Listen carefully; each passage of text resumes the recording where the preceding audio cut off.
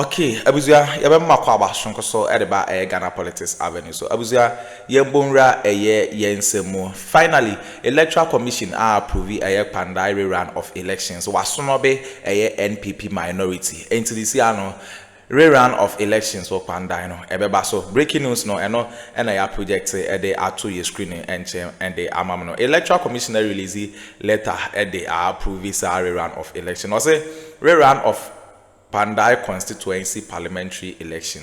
The Electoral Commission wishes to inform the general public that following the Tamale High Court's ruling on Monday 24th November 2025, ordering a rerun of Kpandai constituency parliamentary election within 30 days and upon receipt of a letter from the clerk to Parliament on Tuesday 9th December 2025.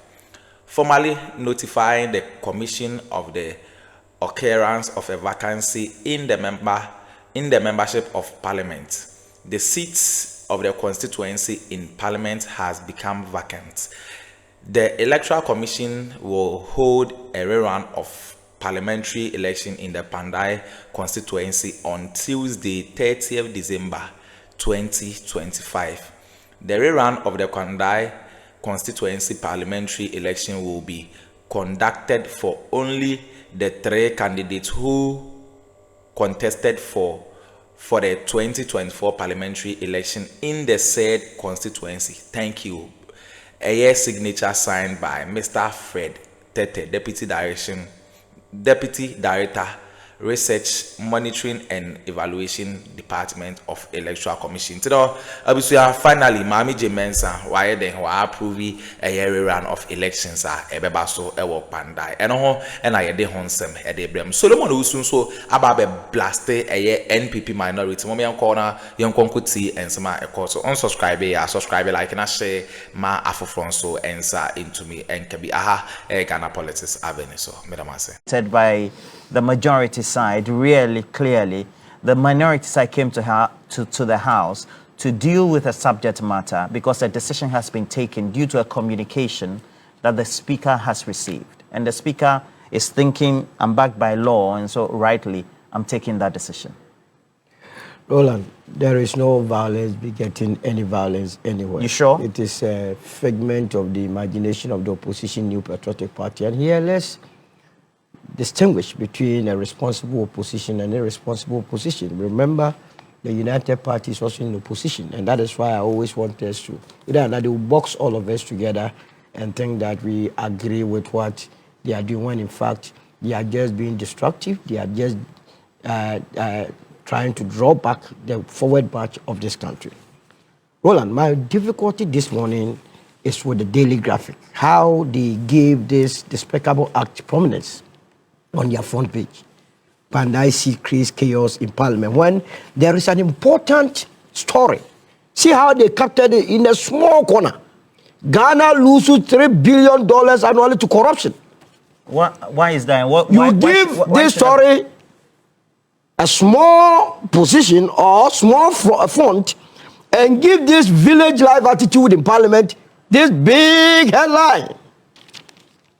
I have scanned through the standing orders of Parliament. Parliamentarians only need 2 documents: the Constitution and the standing orders. Scanning through from page 1 to the last page, there is nowhere that the actions of these so-called minority are approved or is approved.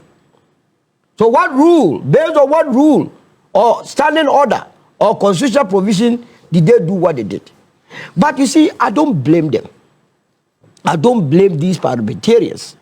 But I blame 2 set of people in this country for what they did. Who are the people? I blame the voters who killed Addo, and in spite of the fact that Article 42 says that the Electoral Commission must register people with sound mind. Oh. And this is what the Constitution is saying. Article 42. You have your Constitution, go there, let's see.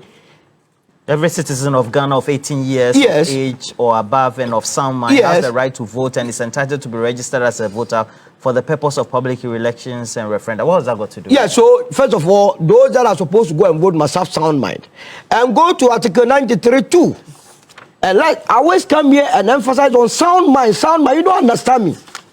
Article 93 too.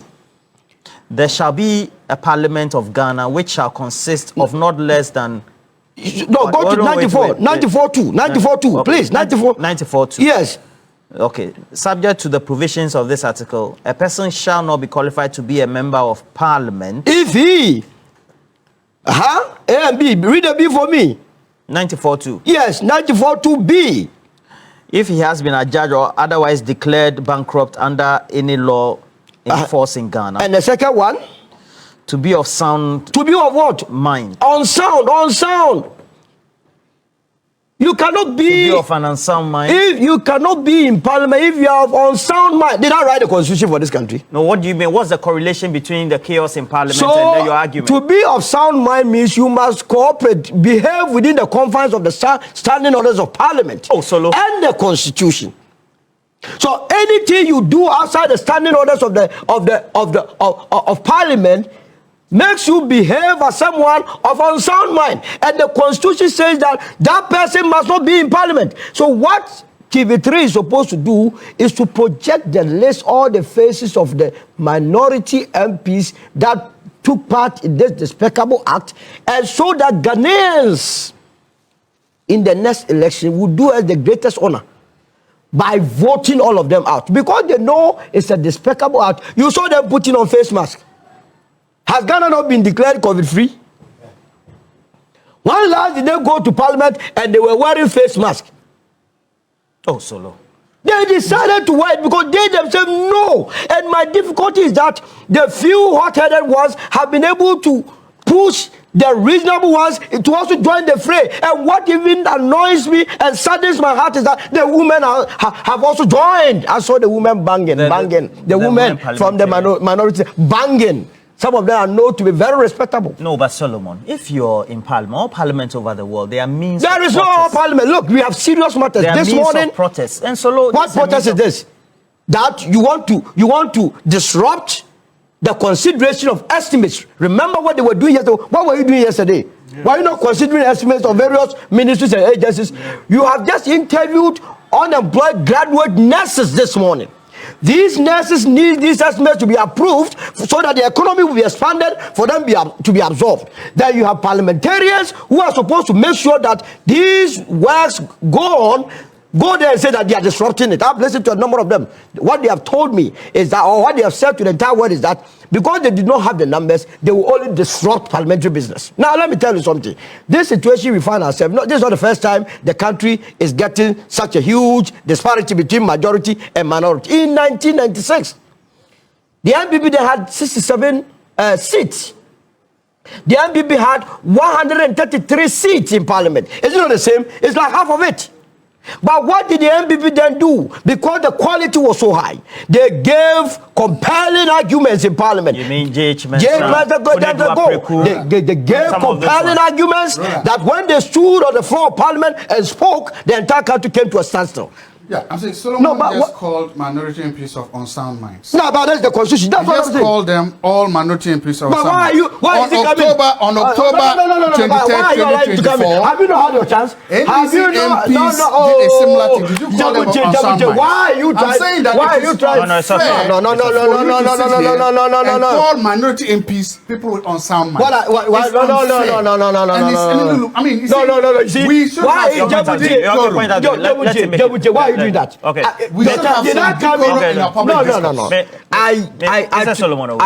I walked you through the constitution. Mr. Solomon, the argument Dr. Zato is making is that the allusions you make, you start from the quotation as well as the provisions that... It's the provisions in the constitution. Article 42, you start from...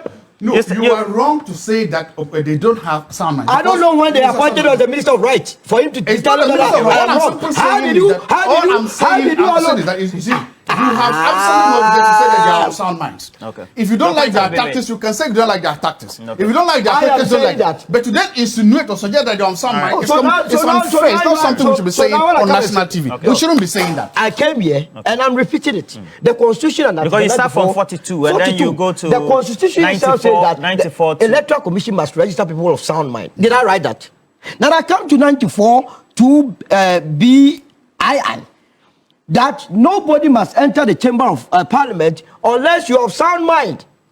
Did I write it? No, I'm saying that. Now, why? What is the point? There is evidence of NDC MPs who did worse things. Nobody called them on sound mind. So please, don't call people on sound mind because you don't like their tactics. Don't call people on sound mind because you don't like their approach. Our public discourse can be civil and respectful. Then tell them to remove it from the Constitution. You've made your point. This business of trying to always play the victim. I'm not playing the victim. I'm simply saying let's elevate our public discourse. No, it's one of the strategies. You want to come and curtail my thoughts, but I will be focused and deliver on what I'm supposed to do. Okay. So the first group of people, Dr. Zato, you've made your point. But you have to do debit and credit. You have to give us the time that you're taking from me, and then make sure that I finish my point. If you debit, you credit. So what I'm saying is that it is so clear. It says that the allusion should not be part of a national discourse. That don't sound mind. You should retract it. I should remove it from the Constitution. Is that what you're telling me? The Constitution has written on sound mind. Did I write it? You read it for me. We are doing analysis. The Constitution enjoins every Ghanaian to vote for someone who is of sound mind to go to Parliament and represent us. And I'm saying that when you go to Parliament, they have two set of documents. So I asked the question that the means that they undertook yesterday is part of protest. No, which part of the standing orders? It's not there. So which has been exhibited by some parliaments. So in the past, if it took place, also for some people that didn't have sound mind, because you see, we are in an era where you just interviewed 2 unemployed graduate nurses. The lady Sandra Frimpong was crying on set. After the show, I met her here. She continues to cry. Why? She has finished school. Now we put people in Parliament to go and better the lives of these people. They go and do otherwise, something that is not contained in the standing orders, and you come and sit here and tell me that we must be civil. You say this civility, when you don't say it as it is, then people want to deal with that. Now, the first set of people that I'm blaming this morning is the voters that voted for these people. The second set of people, or the second person I'm blaming is Speaker Babin. You remember on the 31st of January 2025, this year, we were in this studio when we discussed that matter of destruction of microphones and tables and chairs by these same parliamentarians. So when I'm discussing something, that you come and sit here, that you have to say, well, when those days, I have not invited the wife. Continue, please. You have BPO if you don't take care. You were here when I said that if the Speaker of Parliament does not punish that act, it will lead to more things happening. You thought I was joking. What have you experienced? When the Speaker of Parliament promised the entire country that he was going to make sure that parliamentarians that took part in that act, their salaries were going to be deducted to pay for the microphones and chairs, have you heard anything about it? So it has emboldened them to continue to do what they did yesterday. In fact, yesterday, all that they were pushing for was to repeat what happened on the 31st of January. In fact, I saw some of the MPs throwing papers around. So if they have been given the opportunity... You mean this incident? Exactly. What happened to... So the Speaker's failure to take action... That is what has led to the second one. Yesterday's one. And when you see such an act, look, someone who has been voted for MP, look at that. Roland, I beg you, there's another video on October and you call this out, Mike? 2024. What are you talking about? Can you put it up? Dr. Zato, stop being disruptive. He has disrupted me the whole day. This morning, what is that? Stop being disruptive. Let's give each opportunity that is... No, he has taken about 6 minutes of my time. Why? Now back to the issue. You have 3 minutes left. Oh, my brother, why are you trying to show you are MPP with him? You'll be MPP with him. The United Party remains focused. We want to shape the destiny of this country. Now, back to the issue. Why is the MPP afraid to go for the rerun? That is where the matter is. As you speak. You think they are afraid to go for they are afraid. They have given Martin up. Yinda had in excess 3,000 votes. He has no fear to enter into another election to make sure that he recaptures his seat. I have watched... At least that's what he's been communicating. I have watched his interviews after his removal from Parliament, Martin Yinda, and he has given up. Now he's referring to the fact that he's from Kumdi, a poor farming community in the Kpandai area, and he had not been in parliament, it was by grace, and that whatever happens, life goes on. He has already given up. He has given up because if indeed he won that election, I have no reason to say that he didn't win. But if I were him and I won by that margin, 3,700 votes, and you know that with MP elections, a simple win, you can get one and win. We have had Titus Global win with even 3. Is that not the case? So if you led by 3,700, just go and fight. You can even win by a single vote, and you'll be the MP. Yet you are running away, hiding behind the MPs in parliament who are also not doing anything. They don't wish Nyinam well. They are only making noise so that Nyinam will know that, oh, when he came, they fought. They are not fighting. As they claim they are fighting, you Nyinam, you are out. I have advised him that he should not invest any money. The small money that is left with him, he must save it. Because I am fully aware that the people in Kpandai think otherwise. But I wait for the election outcome.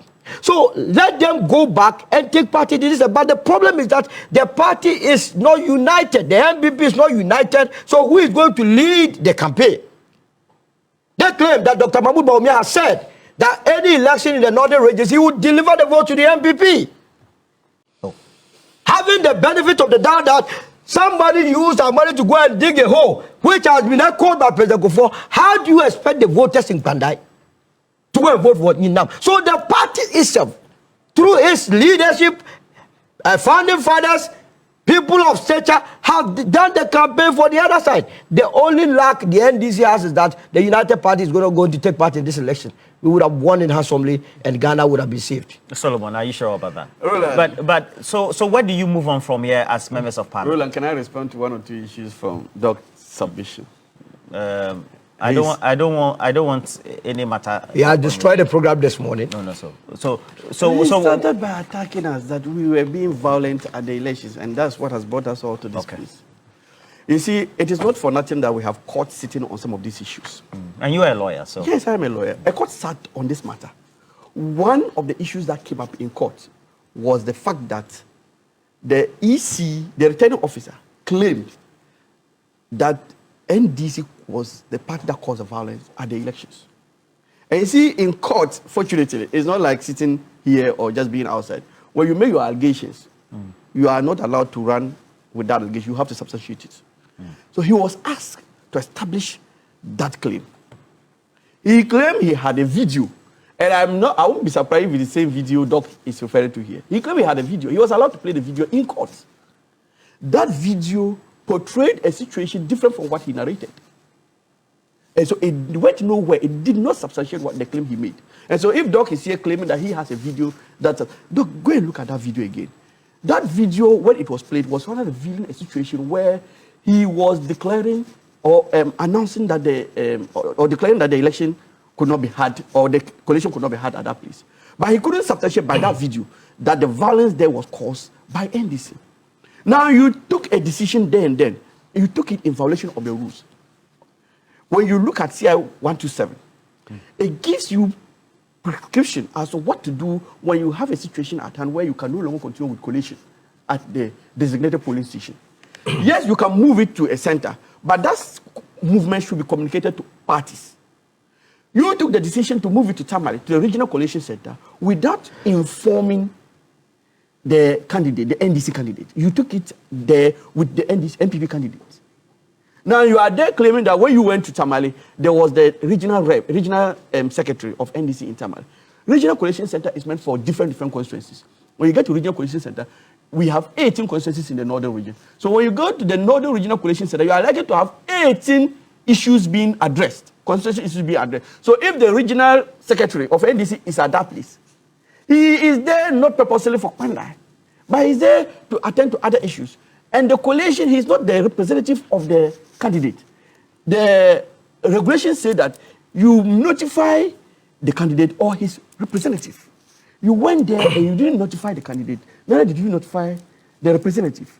And then you are now claiming that when you were there and you were doing the coalition at the regional level, yeah, even though you have not been able to substantiate the fact that you notified the candidate or his representative, but the regional secretary of NDC was there. Was he there as a rep of the candidate? No. Yes, but the argument that the NPP puts up, and even to the day of the judgment in itself, the final day in itself, is that there were mass up of some individual. For example, the regional minister was there alongside. At where? On the judgment day. But what's wrong with that? It's very normal. Days of judgment are days that sometimes you go with your family. Because given the work you have done, given the evidence you have laid in court, you are sure of victory. And so you go hoping to have victory and to celebrate the victory. And what more can you get during victory celebration than to have a gathering of people? And so, yes, they all went there, but they went there in anticipation of victory. And victory was what they got. So that does not take anything away. So, Doc, it is wrong to sit here and say that it was NDC that caused the violence. Violence, we should all do away with violence in our elections. And we should all condemn acts of violence.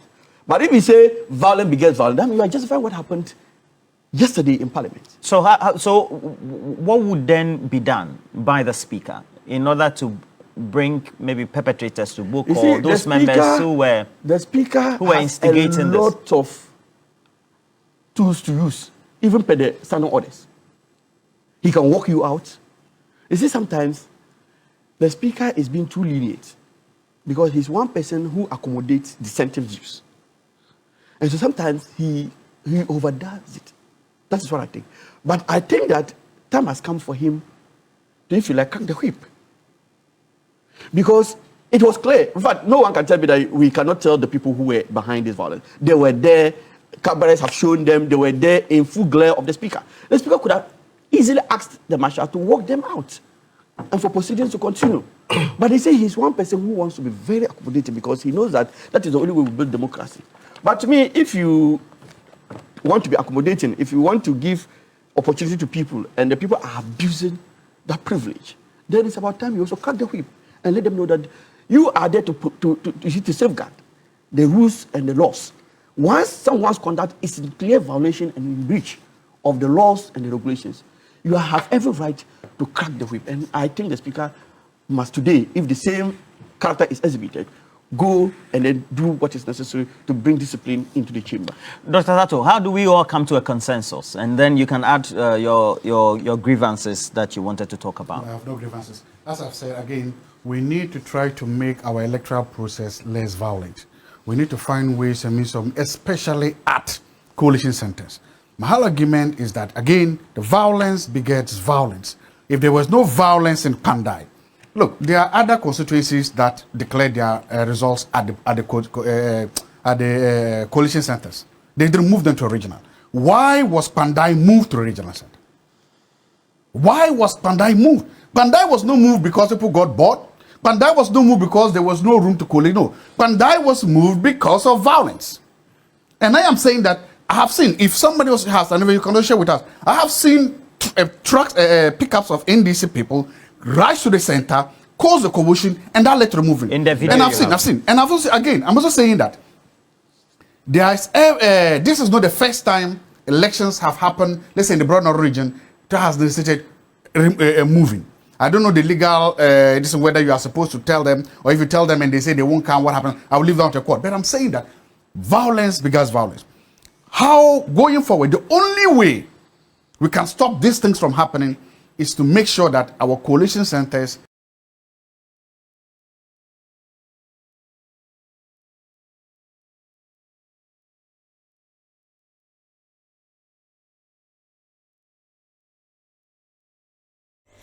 okay, abusia we ne ensma ekoso e political highway ni so Mahama Mensa Electoral Commission finally we release letter no e de abreye no honsem and I de brem no subscribe like na share ma afofron so ensa into me and kabi Ghana Politics Avenue so bedamase.